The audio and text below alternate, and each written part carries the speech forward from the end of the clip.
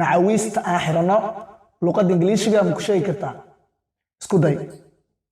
macawiis lungi haddaa dhahday jawaabtaada way saxan tahay macawiista aan xirano waxaa loo yaqaan luqadda ingiliishiga lungi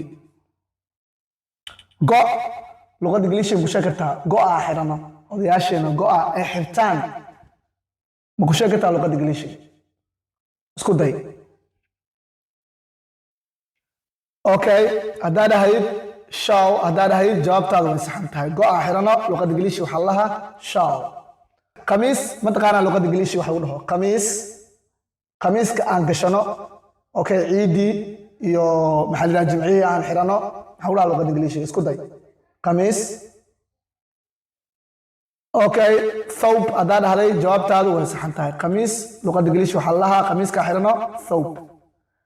tusbax ma ku taqaanaa luqadda ingiliishiga tusbax maxaa lagu dhahaa tusbax subxaan allah alxamdulilah lagu wardiyo rosary haddaa dhahday jawaabtaadu way saxan tahay tusbaxa waxaa loo yaqaanaa rosary